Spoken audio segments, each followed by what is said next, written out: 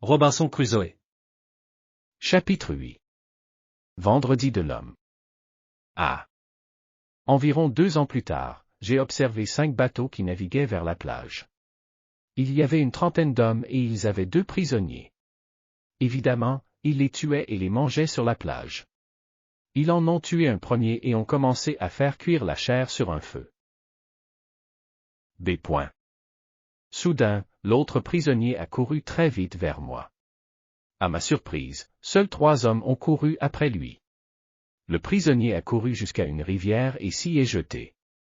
Bientôt, il a traversé la rivière à la nage. 2 des 3 hommes ont sauté dans la rivière, mais ils n'ont pas nagé aussi vite que le prisonnier. Je voulais sauver le prisonnier. Alors je me suis dépêché de descendre de mon échelle et de me cacher derrière un arbre sur leur chemin après le passage du prisonnier. Je suis sorti et j'ai frappé le premier sauvage sur la tête avec le bout en bois de mon fusil. Il est tombé au sol. L'autre s'est précipité vers moi, et j'ai tiré sur lui avec mon fusil. Le grand bruit a terrifié le prisonnier. Il est resté là, sans pouvoir bouger. J'ai essayé de lui montrer que je ne le tuerais pas. C'est alors que le premier homme sauvage a essayé de se lever.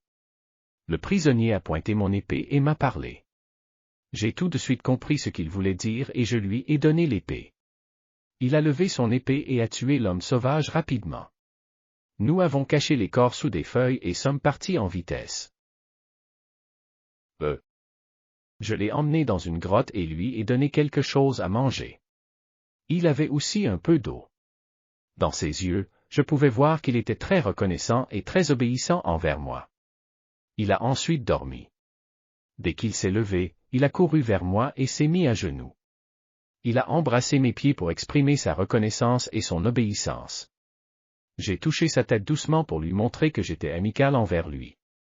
Dès lors, j'avais un serviteur, un ami et une compagnie. Il avait environ ans et son corps était bien bâti. Son visage était gentil et amical, et son sourire était agréable. Sa peau était brun foncé et il avait les cheveux noirs et les dents blanches. J'ai décidé de l'appeler Man Friday, car je lui ai sauvé la vie un vendredi. Je l'ai emmené à ma première maison. Je devais d'abord lui apprendre comment travailler dans la maison et dans les champs. Nous avions besoin de plus de nourriture qu'avant et nous devions donc produire davantage. Très vite, il a appris à traire les chèvres et à faire le ménage. J'ai commencé à lui apprendre à parler anglais. Il a appris très vite et a rapidement pu dire quelques mots simples comme son nom, oui, non et maître. Comme c'était agréable d'entendre à nouveau la voix d'un homme. C'était mon moment le plus heureux depuis que j'étais arrivé sur l'île. Je l'ai laissé porter un pantalon, un manteau et un chapeau.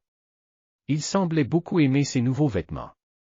J'ai aussi fabriqué une petite tente pour qu'il puisse y dormir. Il s'est vite habitué à dormir sur un oreiller. Je lui ai montré comment prendre ses repas de manière correcte et non pas à grignoter et à dévorer la nourriture. Il me suivait dans la prière avant les repas, même si au début il ne savait pas ce que cela signifiait. Au début, je ne lui faisais pas entièrement confiance. Peut-être qu'il était encore un homme sauvage et qu'il me tuerait et me mangerait la nuit. Je dormais toujours avec mon fusil à côté de moi. L'homme vendredi avait très peur de mon fusil. Il savait combien c'était puissant mais il ne savait pas comment ça marchait. Parfois, il priait le pistolet et le suppliait de ne pas le tuer.